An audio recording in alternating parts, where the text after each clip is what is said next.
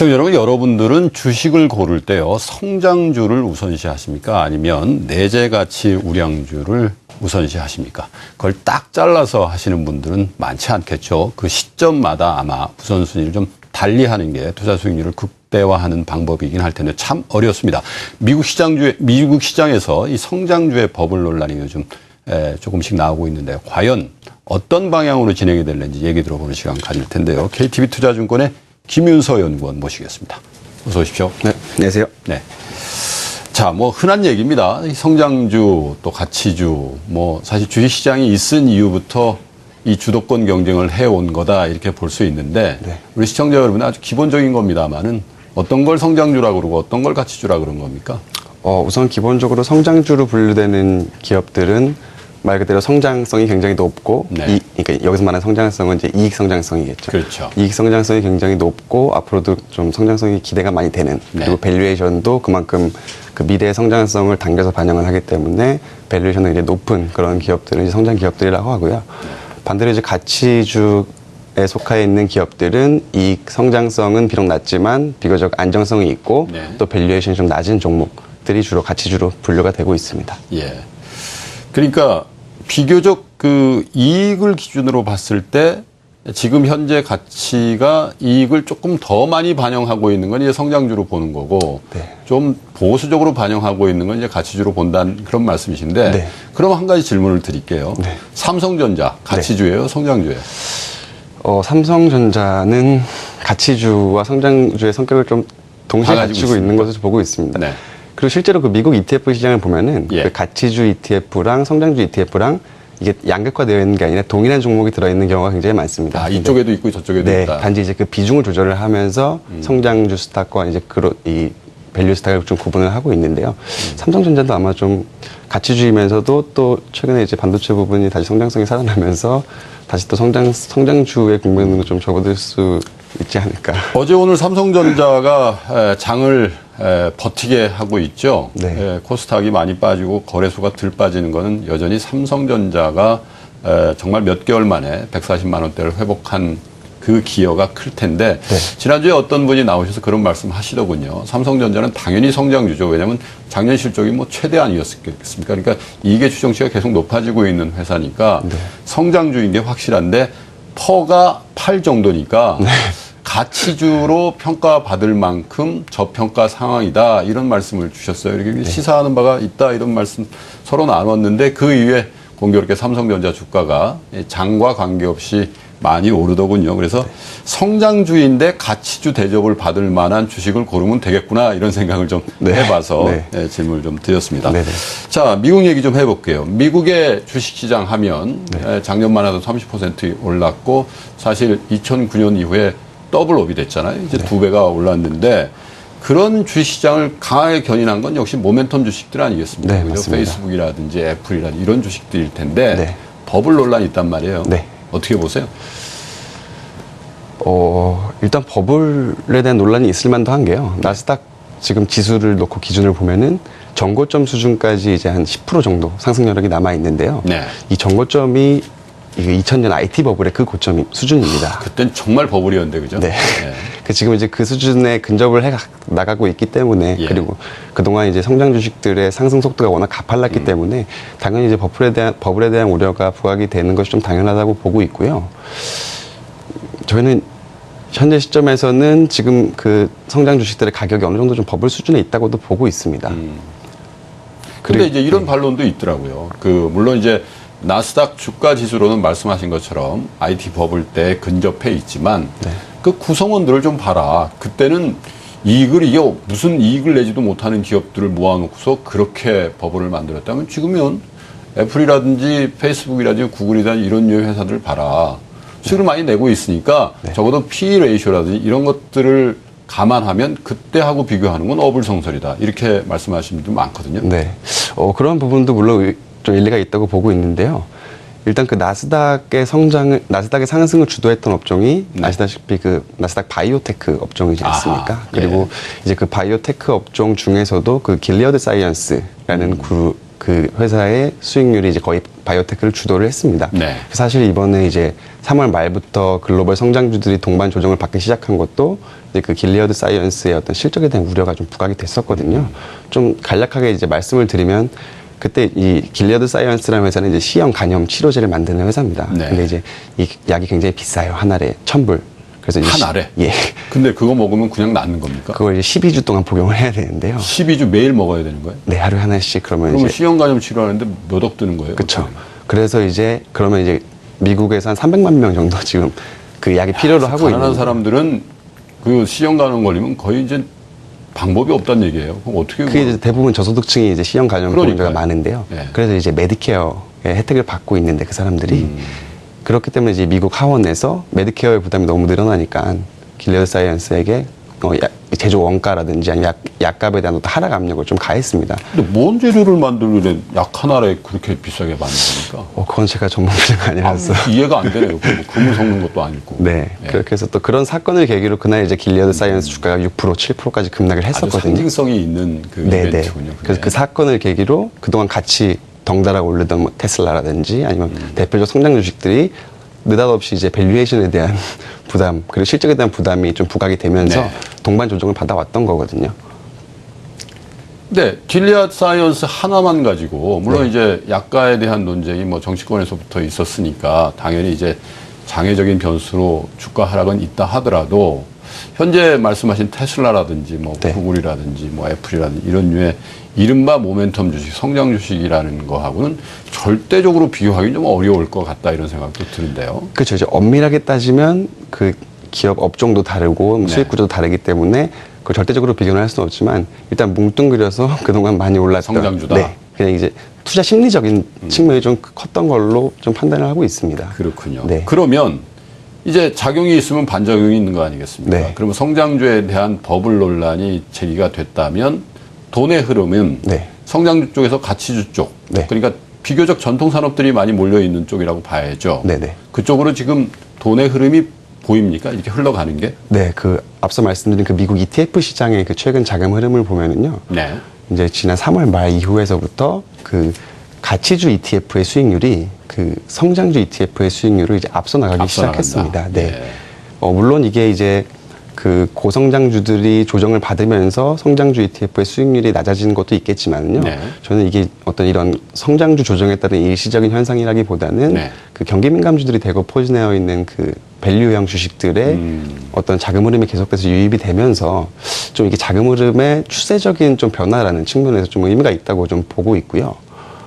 이러한 흐름이 이제 미국에서부터 시작돼서 좀 국내 증시로까지 좀 이런 영향력이 좀 미칠 가능성이 높지 않은가 좀 그렇게 좀 판단을 하고 있습니다. 그 말씀은 미국의 전통 산업, 그러니까 중후장대형 굴뚝 산업의 주가가 양호하게 움직인다는 얘기인데 네. 경기란 측면에서 보면 투자자들이 이렇게 생각해도 될까요? 향후 경기가 정말 이렇게 무거운 주식을 올릴 만큼 밝아지고 있다.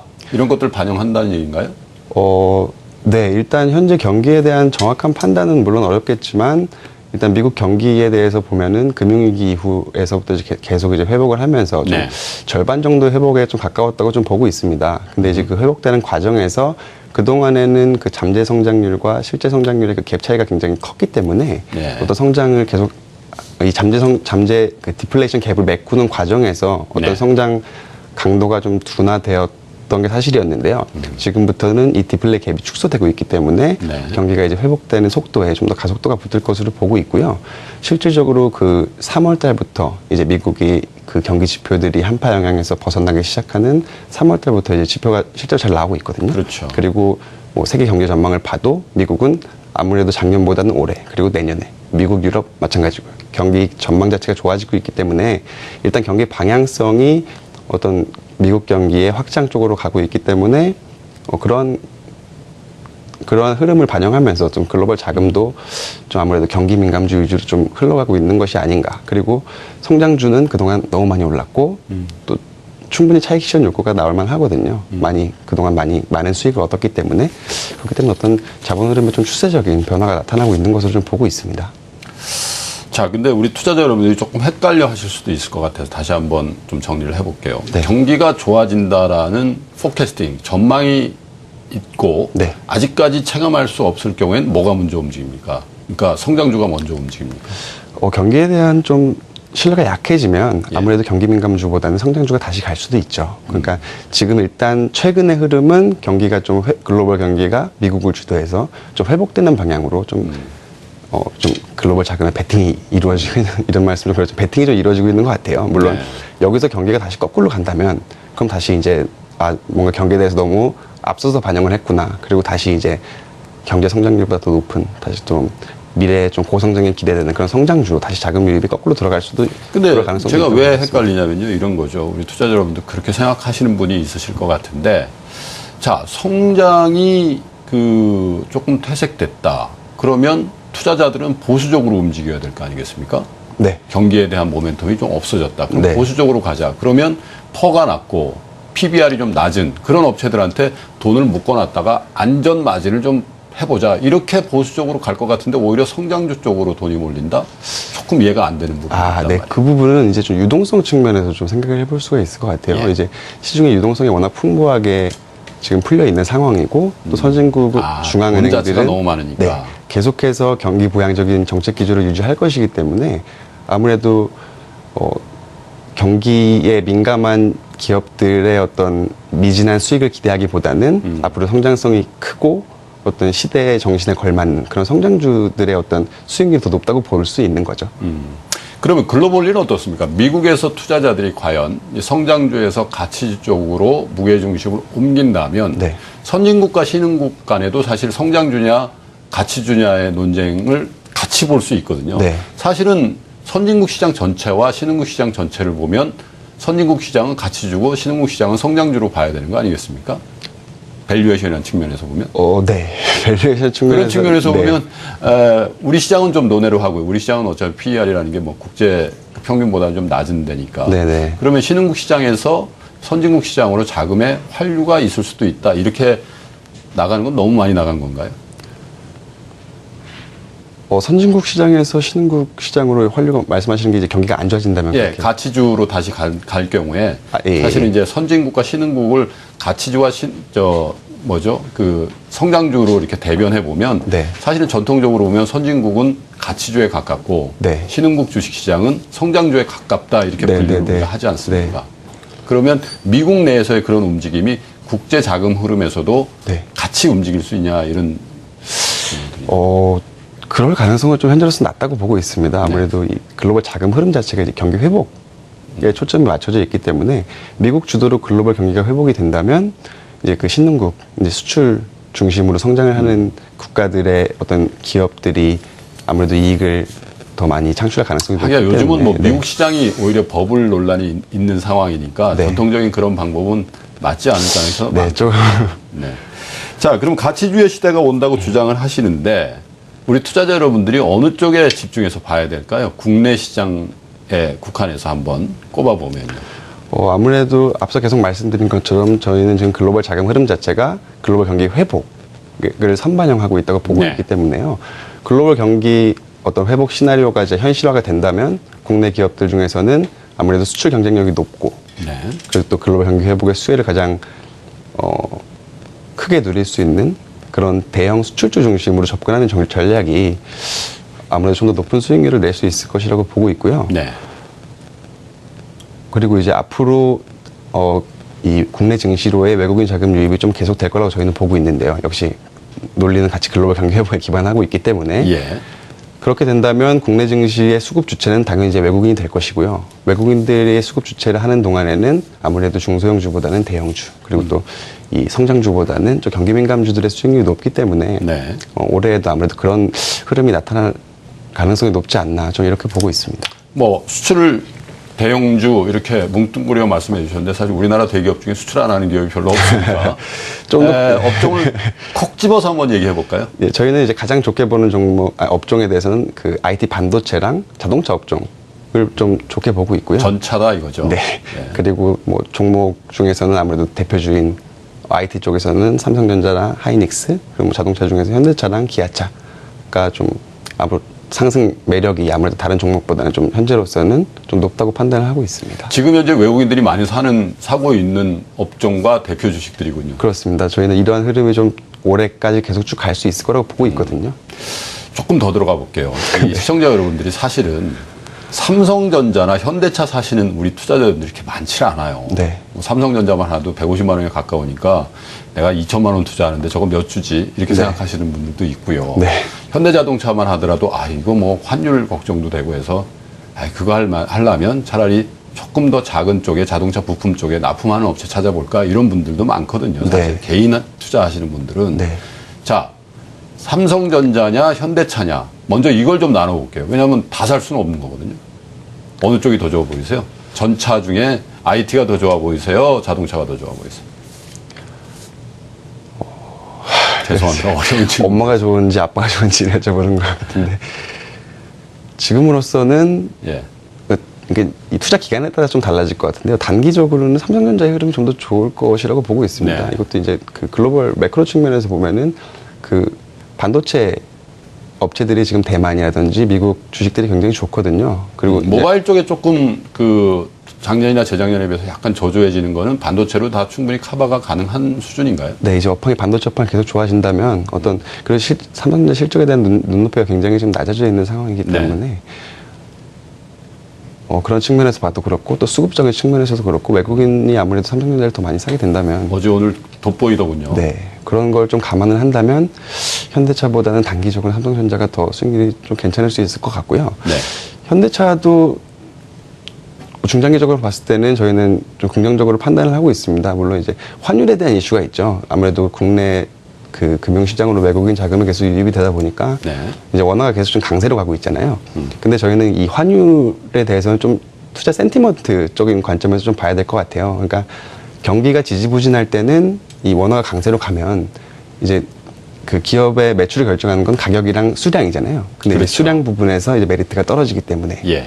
그렇게 해서 실적에 대한 우려가 부각이 되는데요. 지금은 이제 경기가 진짜 좋아진다면 예. 이 P에서 좀 원화 강세로 손실이 나도 그러니까 가격에서는 Q 자체가 손실이 나지만 Q 그러니까 수출 물량이 늘어나기 물량은 때문에 늘어나기 때문에 네네. 상쇄 효과가 있다. 그 환율에 대한 심리보다는 경기가 진짜 좋아져서 자동차를 더 많이 파는구나. 이런 어떤 심리적인 영향이 더 클 거라고 보고 있습니다. 근데 엄살을 너무 할 필요도 없다 이런 얘기들도 많이 하더군요. 어차피 해외 현지화를 지난 10여 년 동안 너무 많이 잘해서 그럼요. 네. 미국에 파는 현대자동차의 2대 중에 한 대는 미국에 생산하는 거니까 예전만 같지는 않다 악영향이 이런 네. 분석을 주시는 분도 꽤 있더군요. 네. 자, 그러면 문제가 하나 여기서 발생합니다. 현대자동차, 삼성전자 다 브랜드 파워를 가지고 있는 우리나라 대표 기업들 아니겠습니까? 네. 그러면 중후장대 산업 중에 경기가 좋아지면 같이 좋아지는 산업들이 또 있죠. 중간재 산업들, 철강이라든지 조선이라든지 기계라든지 석유화학이라든지 여기가 이제 골치 아픈 것 같은데 이쪽은 어떤 거예요? 일단 이제 중국 경기 관련된 주식들 말씀하시는 것 같은데요. 일단 중국은 지금 구조 개혁 과정에 있습니다. 그래서 네. 이제 그 구조 개혁 과정에서 계속 노이즈가 발생하고 그렇게 그 성장 모멘텀 자체가 좀 아무래도 과거에 비해서 떨어졌기 때문에 이런 기업들의 어떤 성장 모멘텀은 단기적으로는 좀 나올 수 없을 것 같고요. 네. 이런 쪽에서 만약에 주가 상승을 견인할 만한 모멘텀이 나온다면 어떤 이런 철강이나 화학 그 과잉 설비 사업에서 나타나는 어떤 M&A 이슈 예. 같은 그런 것들이 부각되지 않는 이상 이러한 부분이 좀 지수의 상승을 추종하기에는 아직까지는 좀 어려워 보인다고 생각을 하고 있습니다. 근데 말씀드린 대로 이제 장 흐름 자체가 이제 유동성 양세로 흘러가다 보면요. 네. 삼성전자, 현대차가 좀 올라가면서 그 과거에도 보면은 그 과거에 그 상승 국면을 주도했던 업종들이 먼저 상승을 하고요. 그리고 그 뒤에 지수의 레벨 자체가 올라가면서 이제 기타 업종들이 같이 따라서 올라가는 그런 흐름을 보여왔거든요. 그래서 이번 장세 흐름 역시 이제 유동성 장세에 기반을 하기 때문에 실제로 중국에 대한 어떤 실적의 기대가 없지만 그래도 이제 여기서 더 망가지지는 않지 않겠느냐. 어떤 그리고 밸류에이션도 싸기 때문에 어떤 그런 매력이 부각되면서 어떤 이 IT나 자동차 업종의 상승 흐름을 좀 추정할 수 있을 거라고 보고 있습니다. 그렇지만 선도하기는 조금 역부족인 것 네, 같다. 지금으로서는 좀 어려울 것 같습니다. 그러니까 사실은 저희가 모두의 가치주와 성장주의 이 개념 저희가 뭐냐고 제가 여쭤봤는데 네네. 사실 전통적으로 그냥 밸류에이션 대비 싸 보이면 가치주고요. 그리고 밸류에이션이 약간 고평가면서 경기 민감주가 움직이기 전에 선반영해서 움직이는 주식이 성장주입니다 하는 어프로치도 사실은 네. 조금 궤도 수정을 해야 되겠다 그렇습니다. 이런 생각이 드는 네네, 게 맞습니다.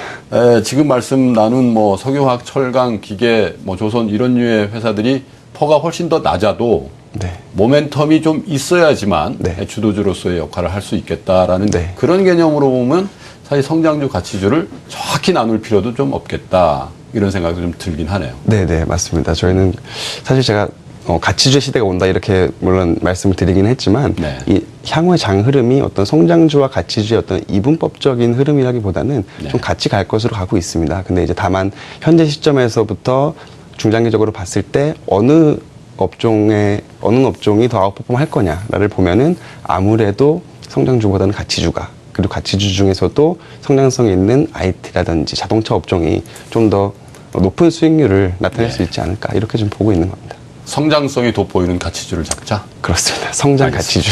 예. 시청자는 KTB투자증권의 김윤서 연구원하고요. 그 미국 시장이 촉발됐죠. 이 성장주와 가치주 간의 이 시장의 주도권의 흐름이 어디로 갈 것인가. 최근에 버블 논란도 더불어 있습니다만은 우리 시장은 조금 성격이 좀 다른 것 같긴 합니다만은 어쨌든 현재 외국인 매수세라든지 세계적인 경기 회복에 대한 전망 이런 것들을 반영했을 때 삼성전자류의 IT와 현대자동차 같은 이 자동차 회사들에 대해서 모멘텀을 좀 가져줄 만하다. 가치주의 성격도 같이 부여할 만하다. 이런 평가 주셨습니다. 연구원님 오늘 고맙습니다. 예, 감사합니다.